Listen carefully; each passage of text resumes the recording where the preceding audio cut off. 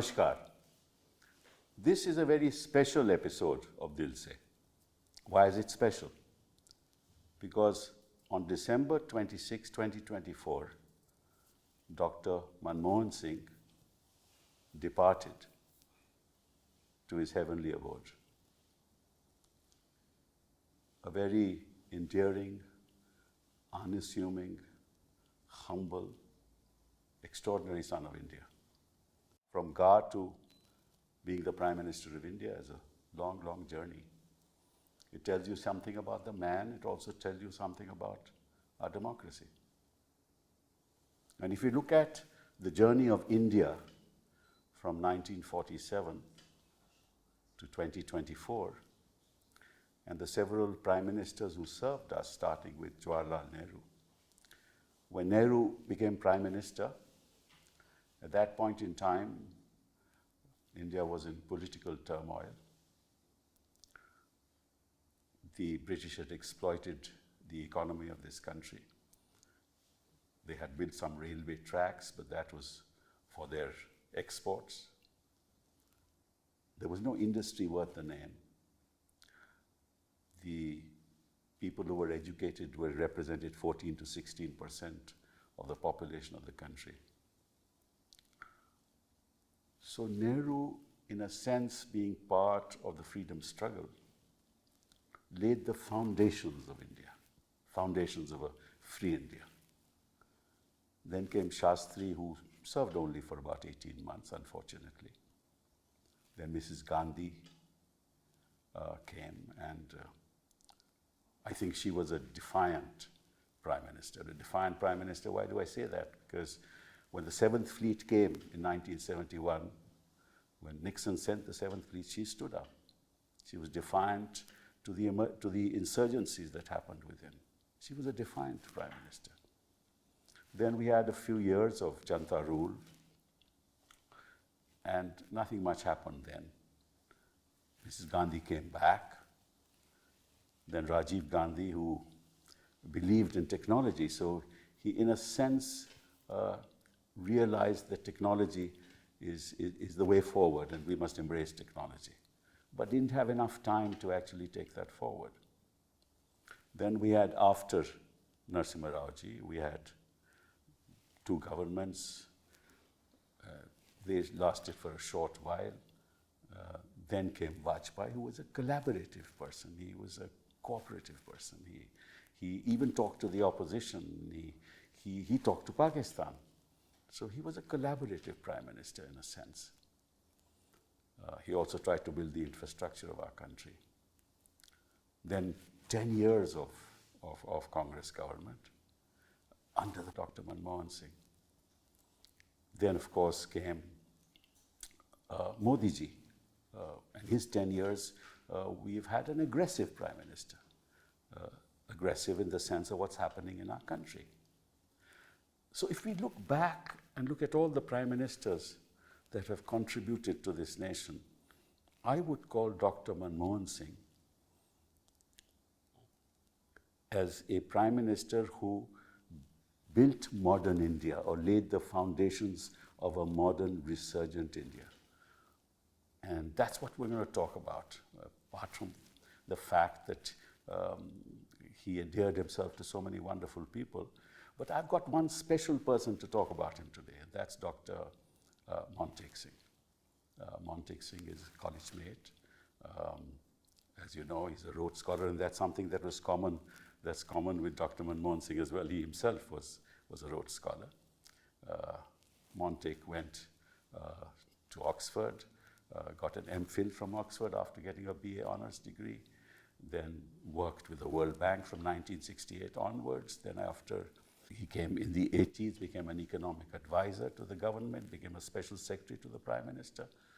And then, lo and behold, Dr. Manmohan Singh asked him to come back to India, and he came back and joined his team, became the finance secretary, and the foundations of a modern and resurgent India were laid with Dr. Manmohan Singh as the Prime Minister and Montek as finance secretary.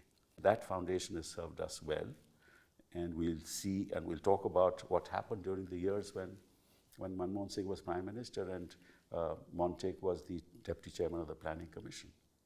So thank you very much. Well, Montek, thank you being for here. having me on your show. Thank you. And I just wanted to, I just gave the background to put things in perspective. So what do you think of the man as a man and Prime Minister as a Prime Minister? Well, look, I've been known him for more than 50 years. And in a way, he was, for me, both an inspiration and a mentor and someone who, towards the end, actually brought me into his critical team. So I've known him for a very long time. And, you know, there's so much written about him in the aftermath of his passing away. All of it is positive. And, you know, a lot of it is personal.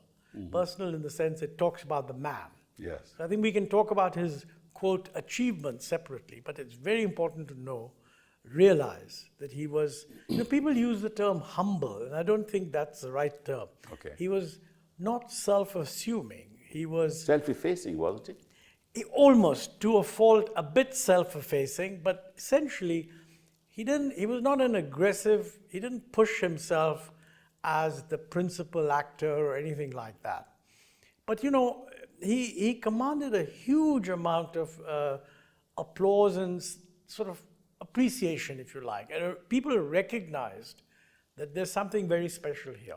I mean, I saw that, for example, in the international framework, which is only one part, because I was his Sherpa when he was Prime Minister for 10 years in the G20. And you know, these were occasions when different people would come and meet together. And during that period, many things happened in the world that were quite troubling. I mean, the financial crisis of 2008, the Eurozone crisis, and other things. And it was amazing how much respect he commanded in the other members of the G20, all of whom were either presidents or prime ministers. Obama called him guru. Yeah, that's what Obama said, that when Prime Minister Singh speaks, Yes. the world listens. Correct. And I think he spoke rarely, he listened a lot. And I think this is one of the reasons why he was so effective. Because, you know, he never came across saying, I have the solution. He'd always ask people, what are your problems? How do you see it? And the second thing is that in my experience in interacting with him, he always encouraged people to speak up. He didn't take the view that, look, I'm the finance minister and I'm the prime minister and now I've decided, now you do it. I think his view was, look, it's a very complicated world and there are different views and we should hear all of them. And at one stage when he was finance minister under Prime Minister Narasimha Rao and the big changes were about to happen, he called a whole bunch of secretaries together, okay? And he said to them, we are going to make big changes. And he also said that I need your help because if I don't have your help, you can probably stop all this. So I want you to help and I need your help.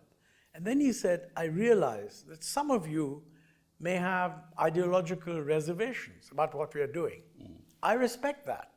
If you do, let me know and we will find you an equally good job somewhere else. But while you're on the team, please join the effort and support. Yeah. Now, you know, for a bunch of secretaries to hear a finance minister Say sort something of like telling them that he needs their help, Right. not that this is a crisis, now you do it. Yeah. And also telling them This is that, what we've decided, you've got to implement not it. at all. Yeah.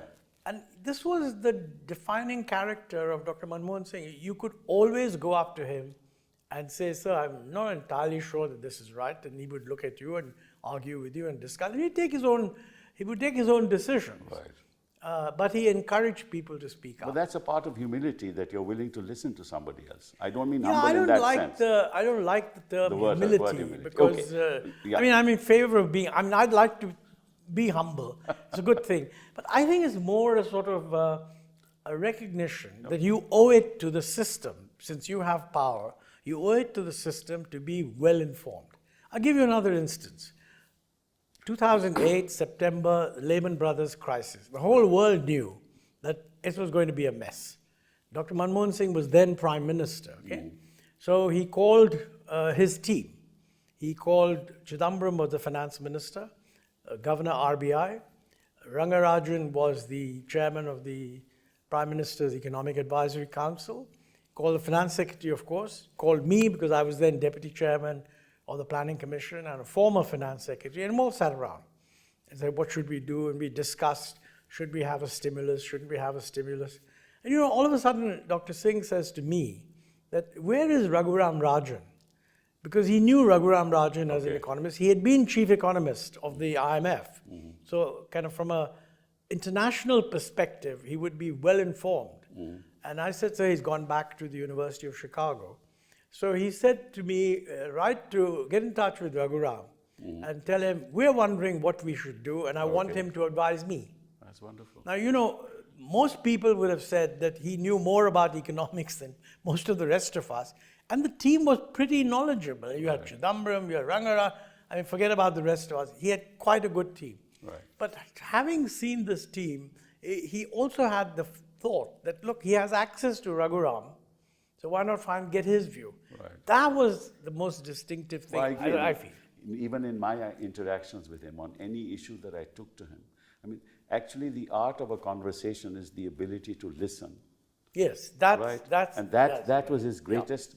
But in his case, it wasn't attribute. just a form. He was inviting different views, because as an economist, he knew. Because unlike Vajpayee, who had the ability to listen, but he didn't say much. But as far as Dr. Manmohan Singh is concerned, absolutely. Yeah, he would give his point of view. When I went to him, I remember for my education reforms, he said to me, Kapil, you're taking a tough call. I don't think it's going to be easy for you to get them through. And he said to me, not only will the opposition be against you, but some of the people within the party will also not like what you're doing, right? So be a little careful. And that's the kind of man that he was. Whenever he thought that, you know, things were getting rough, I remember in the telecom sector when this happened, he would call me and said, Kapil, you have to deal with this because there are legal issues involved and there are technology issues involved, and you're the best person to deal with. And he had great confidence. I mean, actually, when he picked up somebody, he supported him fully, or he or she supported him fully.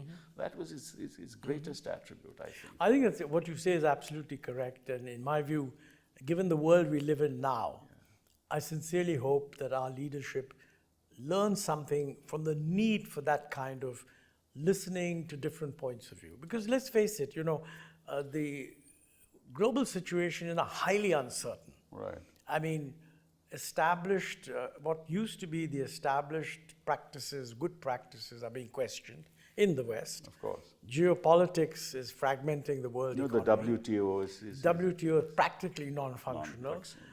Climate change is a huge challenge. That's correct. And the Western world is not willing to fund. Yeah, but at the same time, this is the point. We need to get out of the kind of tutu meme sort of thing and find out what common ground is there. Because I do believe there will be common ground. You need that Manmohan Singh type of approach. I agree. No point sort of coming there with a predetermined formula and expecting the world to listen. Well, there are no predetermined formulas for any problem in life. That's especially the point, because I think more than in the past. See, when the economic reforms were done in 1991, it was quite clear that the policies we were following were completely out of date. The world was going in a particular direction. The Soviet Union had collapsed. There was only one thing to do. Right. The only point was you had to persuade your own guys that that's the way to go. That's tough, and he did a wonderful job. That's correct. But today, I mean, there's genuine uncertainty. Today, in fact, I think the situation is far more complicated. Yes, absolutely. You have AI coming into the picture. That's going to destabilize our employment sector big time, I think. Yes, right? yes. And we don't know how to deal with it. Yes. We don't even have a policy on AI, right? There is no thinking on it. In the meantime, there's not enough investment in education. I remember, I think Dr. Manmohan Singh even quoted what Ambedkar said in 1925. He said, we can give up all material things, but the one thing we cannot give up is equal opportunity for education. Yes. Right? But we're not doing enough on it. We're not doing enough on the health sector. And he was very keen on both these sectors.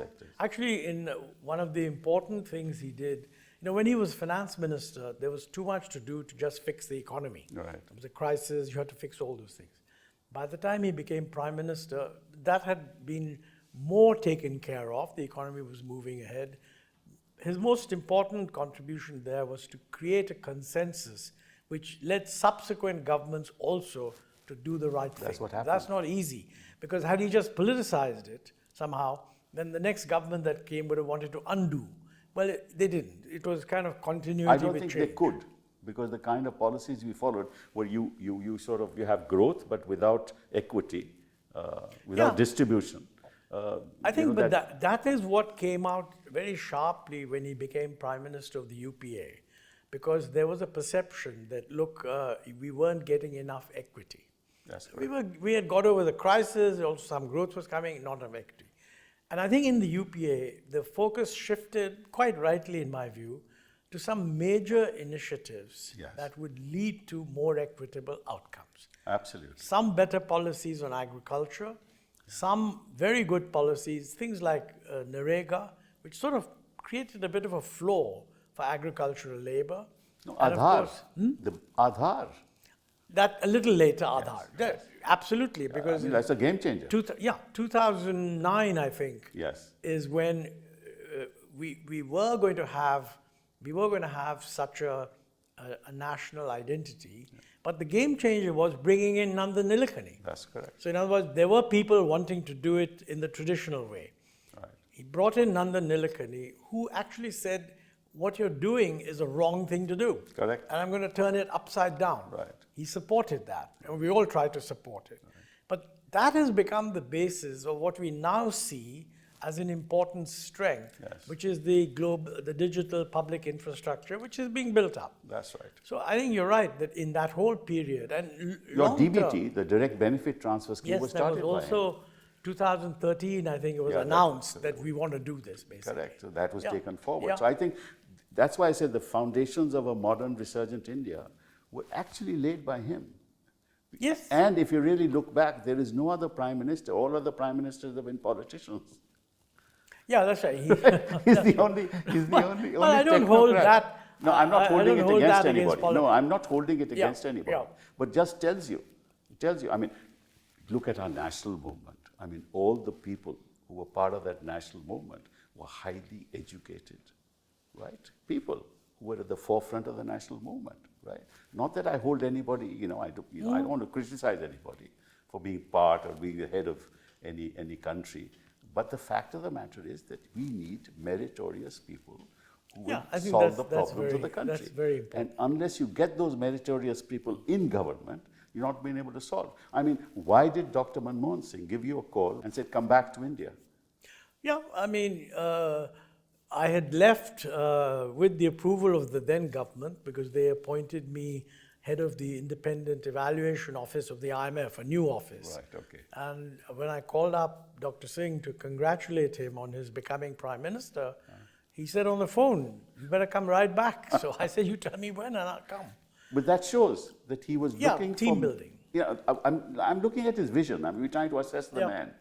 That he was looking for meritorious people, people who had, domain knowledge in the area that they worked in. And that's why your example of asking Raghuram Rajan for his views. Yes, To find yes, out, absolutely. what's the best solution. Because economics is not a science. Yep. Right? You can have any number of ways to get at the same end. Now, which is the best way to do it is really the issue. That's actually the crux of the economics problem, because you can approach it one way or you can approach it another way, and by making a series of assumptions, we can make it look as if this is the way to go or that is the way. But his background, I mean, he was very aware of this, if I may quote another relatively less known incident, because everyone focuses on Manmohan Singh when he was Prime Minister and Finance Minister.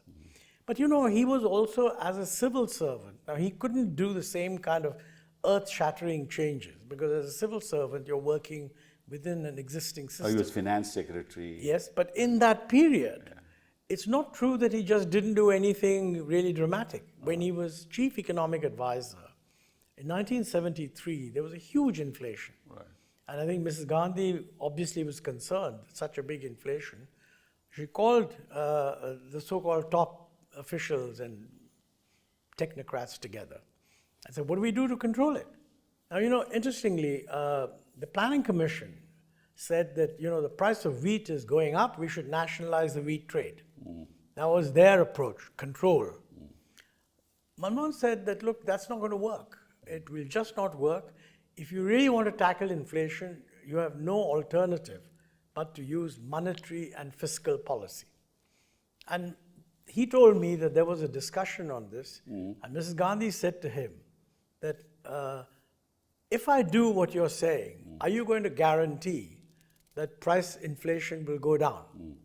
And he said, look, that when the Prime Minister asks you that question, there's an instinct to hum and haw, and nobody would blame you if you were to say, well, it depends on this and it depends on that.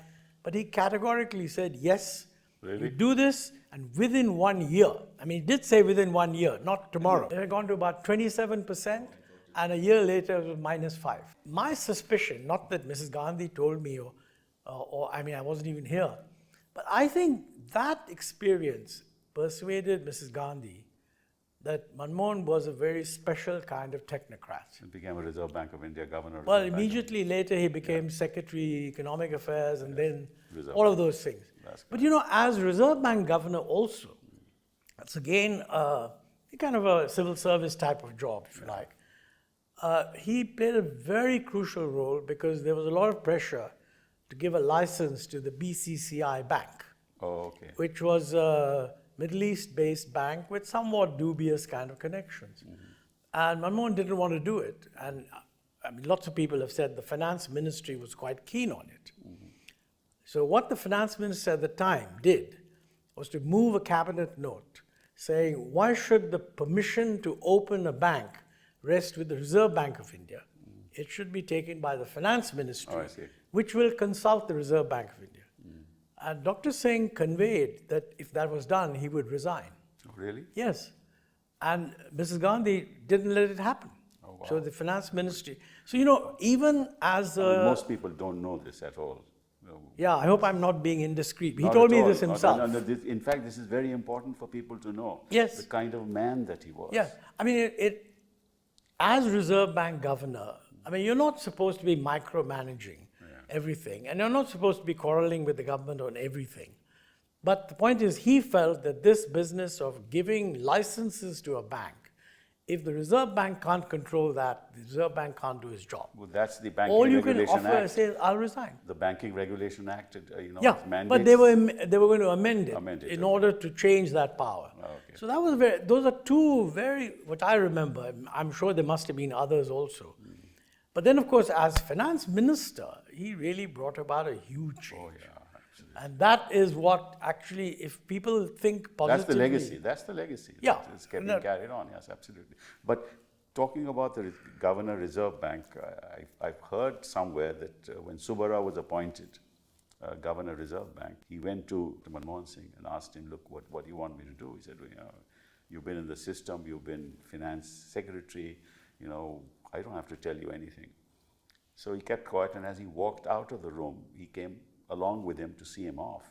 And before he left, he apparently told him that when you're sitting there, you'll get involved in numbers and data, but think of the people who that's going to affect.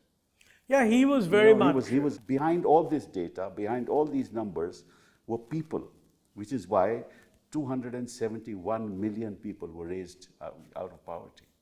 No, that was the first time ever that the absolute number of the people below absolute poverty during the UPA period went up. But this, thinking about the people, I'm thinking of another incident which I'd like to share with you. I mean, I've mentioned it in my book Backstage. Computerization of the banks was a huge problem. I mean, we were very aware that this is in 1990, right? I mean, everything had happened, email had just come in, the world was changing, but the public sector banks did not want to be computerized. So we were trying very hard to get them to computerize. And Dr. Singh wanted to do this in a consultative way. I think the managements were clear that it's necessary, but the unions were not. And when I say unions, I mean the Congress unions, the Communist unions, the BJP unions, all of them were against computerization. So what does Dr. Even when Rajiv talked about it, people used but to laugh in Parliament at him when he walked in. That's right. But anyway, it's one thing when you start, but when you get into banking, I mean, the point was made to the managing directors that, look, the private sector banks and the foreign banks are computerizing. If you don't computerize, they'll just get all the market. Right. So if you want a public sector bank to be efficient, you got to let them computerize. But the unions then objected. What does Dr. Manmohan Singh do? He called all the union leaders to a discussion in his room. As finance secretary, I happened to be there. And each one of them spoke totally against, said, no, this is going to reduce jobs. He told them, no, we will make sure that there's not a single job lost. Then they said, no, but it's going to prevent jobs from being created. Because with computerization, you won't need to hire so many people. Correct. But then he would say, you won't be able to do the business because it will go to the private sector bank. Right. Anyway, nobody was convinced. Then, as you said, he walked Subbarao to his door. That was his habit. Yeah, right. So as finance minister, he walked up to the door, and each of these trade union leaders, very distinguished and very senior men, he shook hands with them, thank you for coming, and that kind.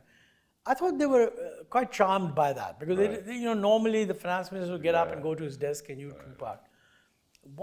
Towards the end, one of the trade union leaders said to him, Mr. Finance Minister, I completely disagree with you on computerization, but I don't mind telling you, my son agrees with you. That was a very kind of realization that you need to talk to people, and when you talk to them in a frank kind of way, they themselves bring out. I mean, what this guy was saying is, look, I've got to say this. You do what you have to do, and my son agrees with you. I thought it was very bold of the trade union, very nice of him. Yeah, that's a great story. And someone like Dr. Manmohan Singh would have really appreciated that also. But just look at his experience. Here is a man who I think worked with every prime minister, almost every prime minister. Yeah. During Janta period, he was there, right? Then, of course, during the Congress government, and he worked with VP Singh, with every opposition leader. So he had a sense of the politics. I mean, forget about the economics. He had a sense of the politics of this country. Oh, He absolutely. has worked with everybody, Absolutely. right? Absolutely. Right, and that was a great advantage, that you were a technocrat and you have a sense of politics. So you know when you're going to run a coalition government, how you're going to navigate the problems of a coalition government. Absolutely. And I think that was again a signal achievement of a man who led a coalition government with ideological differences, right? Yes. And brought India a uniform growth rate of over 7.7% in the 10 years. Yes. I think that's a great achievement. No, I agree with you. I think, frankly, when I was a student, we were used to explaining why is our growth rate so low, and we had hundreds of excuses that we could give. But sometime around the late 60s, it became clear that in East Asia, countries were growing very rapidly. It was clear to me, and certainly clear to many people outside, that our policies were all wrong. Yeah. When he changed policies in 91, a lot of the mindless criticism was, oh, this is just being done because of the World Bank. Yeah. But this is nonsense, because the critique of these policies was actually quite homegrown. After all, the first person to criticize these policies was Jagdish Bhagwati and his wife Padma Desai. Now, it's pity that they went off to America, but in the late 60s, they'd written the book that said, this is what we're doing is all wrong. Yeah. And even before them, there were critics. B.R. Shenoy was not in favor of what the second plan was doing. Okay. But somehow, I think we, by not encouraging the constant discussion and expressions of different points of view, I think we held it back. I mean, let me talk about myself as a student. We were not taught in Delhi that B.R. Shenoy had actually written a note of dissent on the second plan when it was referred to. Because he said there's too much deficit financing, too much reliance on state, blah, blah, blah. Okay. Panditji had invited Milton Friedman. Actually, now here's another example of consultation. He's normally viewed as a somewhat left-oriented, anti-Americans, but he invited Milton Friedman to come and visit the Planning Commission and to write a note for him. At that stage? In the 60s, yes. Oh, I see. And I mean, either late 50s or early, just before he died. Okay. And Milton Friedman, who is the kind of the doyen of the monetarist market economy. He made a very interesting note. He said that, everybody thinks that Mahalanobis is very influential. Because Mahalanobis was the one who had put out the second plan model, Right. more investment in the public sector, Right, in right, heavy right, industry, right, blah, blah, blah. He said that, I think people think Mahalanobis is very influential. I don't think so. I think he just tells the Prime Minister what he thinks the Prime Minister wants to hear. Okay. So this is one point. Second, I think, and he wrote this in a memo which went to the government also, Okay. that India is too worried about setting up factories and so on. They should worry much more about education. Now, this is in the early 60s. Public thinks that it was not until Amartya Sen talked about it Right. in the 1980s that people highlighted education. But Milton Friedman did that long. I think we need at any given time to make people aware that there are different viewpoints. And I think this is particularly... Not the people, I think people are aware. It's the politician in this country. No, I think the intellectual community was not adequately aware. And if the politician sets the trend, if you ask me, if the politician sets the trend, we start discussing real issues in this country. Yeah, no, right? I have no... That sets the agenda for Absolutely. the future. No, the politician has a huge responsibility in encouraging a discussion of alternative points. Because for every problem, there are alternative solutions. Yeah. And those will only come about if you have a discussion. Yeah. And in discussion, you should listen more and talk less. Yes. I mean, think about Dr. Manmohan Singh. He never politicized his background. Did you ever hear Dr. Manmohan Singh politicize his background? He would mention once in a while that he came from a small village, Gar, from this thing, and he studied in a small school there and all that. But he never politicized it. We in India seem to be politicizing everything. Right? I mean, no, that's unfortunate because it tells you the difference between a man who is really concerned about the people of the country rather than taking advantage of his or her background. And this is very important. People must realize that, at this position, we should be thinking about what we're going to do for people at the bottom of the pyramid. And there is no discussion on it. No, we need more discussion on these. But this probably was always true, but it's doubly true now because the world's changing very rapidly, as we said earlier. Yeah. So the uncertainty about what's the best way of going forward increases. Look at when the Industrial Revolution came about, Europe, UK, the kind of problems you had. I mean, it took about 40, 50 years to get the benefits of the Industrial Revolution, right? Yeah. The pollution, the instability it caused in the economy of those nations. We're going through the same process now. You're going to have a new age revolution that's going to take place. And this is going to destabilize us for the next several years. We need as a nation to be ready for that. And for that, we need a discussion. No, I completely agree. Nobody's talking about it. And that's what we need. I agree. Now tell me something, well, we've talked about so many things. Tell me how closely you worked with him when you were finance secretary for the reforms that were taking place at that time. And then your tenure as Deputy Chairman Planning Commission, and what went on in the Planning Commission, because again, the states I thought were brought on board, right? I remember having several discussions with you in the Planning Commission, and you were constantly in touch with the states to say their problems. And I think that was again a part of a policy prescription when you looked at India in the context of the problems of separately for each state and then come up with solutions. I just want you to Well, that's a talk very about interesting question. First, on the finance secretary. I mean, we had a very close relationship. He gave me complete access. I think people also knew that I had complete access to him, so nobody was trying to, as it were, do a side run. But complete access didn't mean that he didn't listen to other people. Right. So we would generally, in all matters related to the budget at least, we would discuss it with the finance minister and four of us, I mean, the three secretaries and the chief economic advisor. I think that has got eroded since then. Yeah. But more than that, I mean, the interesting thing about the reforms at that time was a lot of the reforms had to do beyond just finance ministry. I mean, for example, if you're going to liberalize and allow industry to expand, you got to allow them to raise money. Right. And if they're going to raise money, you need the banks to be more liberal, you need the capital market to develop.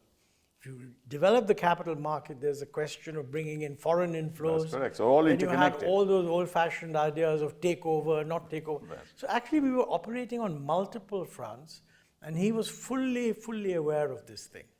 And we would frequently go in and say, look, this is what we can do, and we more or less had a game plan. Okay. Next budget, we're going to do these things, and his whole approach was on the financial side, rather than just outline something. He set up a committee under M. Narasimham, which had a few very, very distinguished people, including former bankers, and asked them to advise, what should we do? Then he made that report public. So, people could see where the thinking is going. Similarly on taxation, he set up the Tax Reforms Committee under Raja Chellaya, very distinguished fiscal economist, but that included some former revenue service official, retired senior people, also some industry people, some accountants. I mean, accountants are crucial on tax reform. By setting up an external committee, I think he got a fresh look. You can tell whatever you like to the internal system, but you cannot get a fresh look. Because if they've just produced a budget saying this is the most brilliant thing imaginable, you're not going to find them saying, oh, by the way, that's all wrong, do something different. So he brought these two, and it's very interesting. In his first budget, there were no significant changes in this area. Just a directional change that, look, we need to think about this. Then these two reports come out. In his second budget, he implements or starts implementing both of them. And they get announced. And at that time, we also gave a legal status to SEBI and sort of created that freedom in the capital market. Of course, we got hit by the Harshad Mehta scam, but he handled that extremely well. And I mean, there was a tendency on the part of the left at that time to think that the Harshad Mehta scam was actually due to liberalization. And not true at all. It was actually due to the non-transparency in the Reserve Bank, which enabled people to pull money out, speculate, and then give it back again. So any of those things could have been mishandled, but I think Dr. Singh managed to handle them well. And we managed, I think, to get quite a lot started. Well, even in the 90s with those reforms, you had an average growth rate of 6%. Yes. From a 3% prior to 1991. Right. But now you're saying about in the Planning Commission. Yes. I think, the job as Planning Commission is quite different because unlike other ministries, the Planning Commission doesn't actually have any executive power. Even in the allocation of funds, it's an advisory body in the sense that it tells the finance minister that this is what we think should happen. Finance minister may agree with some, not agree, and then the two go together to the PM, and the PM takes the final But at least you lay the foundation, the lay of the land. Yes, the advantage there was that we knew what the ministries wanted. Correct. And I think putting them together gave us a sense of the gap between expectations and resources. Right. Because every ministry comes forward with a proposal saying, I need 100,000 crores for the next 4 years. We know that. Okay, you know that. And the process was not that it went just to the finance ministry, it went to the planning commission. So they would ask for 100 and we would narrow it down to 80. Correct. Then we would go to the finance minister and he would say, you must be joking. So 80, these are my resources, two of us can't give possible. he would say, okay, I'll go to 70, and I would say, no, at least 75. Then we would go to the PM. Then there are priorities involved. Yeah, exactly. And he would make the final decision. Right. So for the PM, the Planning Commission was, if you like, a spokesperson. Or a sounding board. Well, yeah, it could be. We like to think of it as the spokesperson for more capital expenditure. Okay. And rightly, the finance ministry would be saying, look, it's all very good, but if we don't have the money, you'll just destabilize the economy. Right. So the Prime Minister was always aware that the two principal technocrats he's put in charge are taking a different view. Right. And it's his call. What do you do? And that I think was useful. Now the states is I feel that, we did interact a lot with the states. We met every state. And frankly, the little states were quite appreciated what we did. Partly because we were able to give them advice, and they didn't necessarily have access to that advice. The larger states, I think, felt that, look, somebody from Tamil Nadu, whom I knew very well, a civil servant, told me the right thing. He said, why do you put conditionality on the money you give? Actually, it was very weak conditionality, because we always gave the money in the end. She said, look, give us the money and separately give us a lecture. And if we like your lecture, we listen to you. That's actually what used to happen, because the deputy chairman had very little flexibility. Only about 10% of the total was distributed on the basis of whatever the deputy chairman felt was necessary. Otherwise, it was a formula-driven thing. Let me just move away from this and ask you a simple question. But the main point I wanted to make there was the bigger states tended to feel that the only usefulness of the Planning Commission is if they can give us more money. More money, yes. And the point is, the money they needed was so huge that within the flexibility we had, we could never satisfy them. Possible. But I think they enjoyed, on the whole, they benefited from a critical review of the state's performance. But that doesn't happen in Niti Aayog nowadays. No, I think that function doesn't exist. This is unfortunate, because you can never get the state's point of view. Well, they can consult the state. What you're saying is the states don't take it seriously. No. Because this way they think they're getting some money. No, at least there are conversations that are happening continually. Yes. That's what's important. We used to, once a year, there was a conversation at official level, then between the deputy chairman and the chief minister, and we would report back to the PM. And so sometimes the CM would meet the PM. Let me ask you, just move away a bit. Do you think under the present federal structure, the states need more financial autonomy? I am convinced that they do. They do. But that's important. I mean, I think for the future. You've got to remember, we're running a country where the richest state has a per capita income which is 5 times the poorest state. Right. Okay? Right. So it's a very disparate group of people. Right. Now, we have some autonomy given to them through the Finance Commission, some percentage of tax revenue, etc. Otherwise, actually, I personally feel the real problem, if you go deep enough, you need to review the distribution of powers in the state list. Yes. I personally think that the concurrent list is a dubious concept. I agree entirely. That's what I was coming to. Yeah, no, it is a dubious concept, straight away. Yeah. I mean, take, for example, education. Why should education be in the concurrent No list? reason at all. Health. Well, I'll tell you why it started. Because in those days, the Planning Commission, Central Government Planning Commission, would give sectoral grants.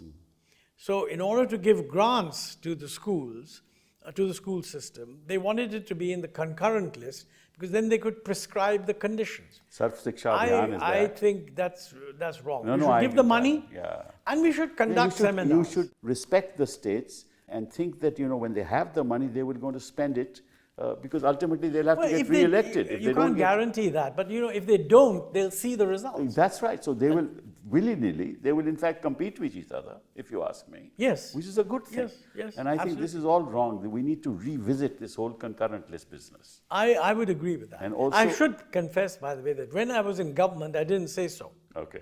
Because that, when you're there, you always think this is the system, we can run it well or we can run it better. But being outside and having been outside for 10 years, I mean, if there's one thing we need to change is the concurrent list arrangement. What about the borrowing capacity of the states? The what? Borrowing capacity. My view on elsewhere, irresponsible borrowing by the states has very often been a source of major crises. Correct. Okay? Now, technically, in India, the states cannot borrow except with the permission of the central government. Okay?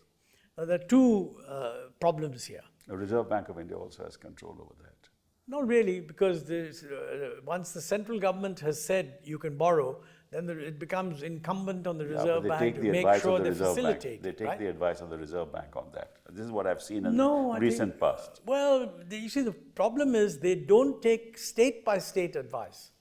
The usual approach is that, for example, many finance ministers, including from the previous government, would say that center's deficit should be so much, state's deficit should be whatever, 2.5%. But yeah, but the center overborrows. Center overborrows. This is the problem. The center overborrows. Yes. The states can't borrow because they want the deficit to be. But what is worse is the states borrowing is a kind of a uniform rate for all states. Now that doesn't make sense. That's right. If a state is rapidly growing, it can be allowed to borrow more. Exactly. If its debt to GDP ratio is low, it can be allowed to borrow more. Exactly. If it's slow growing with a high debt to GDP, Then it should of be low. course. But they don't do that. Yeah. But you can monitor that. I mean, Well, because the point is that we need to No, I change. tell you how that avoided. The states set up other public sector units and they borrow. Yeah, that's And true. the real problem is the banks, your public sector banks, they view that as sovereign debt. Now, if we privatize the banking system, this will stop. Yeah, this will stop. But as long as 60% of our banking system is actually public sector, and they happily lend to the states because they think it's sovereign debt. That's correct. So unless some I think some tweaking has to be done there. We need to relook at that as well. Another case for a really expert committee of lawyers, economists, and governance people. No, but this is the point I'm making. If we had a Dr. Manmohan Singh today, these things would have been looked at. These discussions would have happened, because he was always a man who thought of the future. Yeah, I think we need to, you're exactly right that looking ahead for India, how we are going to impose any kind of fiscal discipline combined with autonomy. Right. I mean, fiscal discipline should be, non-negotiable. Absolutely. But autonomy should also be complete. I mean, if this is your money, you spend it the way you Spend like. the way you want. And if the people you serve don't approve of that, they'll vote you throw out. you out. They'll throw That's you out. exactly right. Yes, exactly. But I think it's understandable in the first period after independence, there's a kind of patronizing, paternalistic approach. You can't let the states kind of go all over the place. But if we are going to become the fourth largest economy very soon, we cannot continue That really this. doesn't mean too much, Montek, according to me. You may be the fourth largest economy. Your real problem is the levels of poverty in this country. Your per capita income is... Yeah, per capita income is still low. No, but what I mean is even that's... BRICS countries. But the thing is that my guess is we have less fiscal discipline than other developing countries do. If you count all the hidden borrowing. Yes. The true. the total deficit of the center and the states together is something of the order of 8% or so of GDP. Yeah. Then you put in the kind of stuff that the states do via their public sector. Yeah, it gets...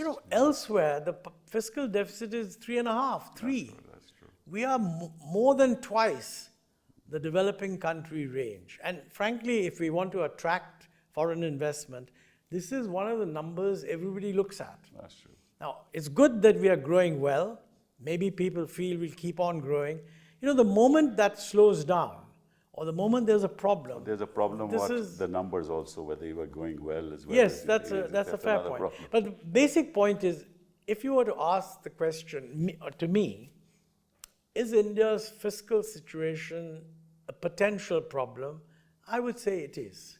And the trouble is, addressing that problem will require some very fundamental changes. Fundamental changes and a man of the stature and of the quality of Dr. Manmohan Singh, right? Yeah, we need lots more of this Dr. thinking, Manmohan Singh in this yes, country. that we can all I agree with. remember in the first speech he made when he came to power from Lal Killa, he said, कि मैं आपको कोई वादे करने नहीं आया हूँ, मैं वादे निभाने आया हूँ.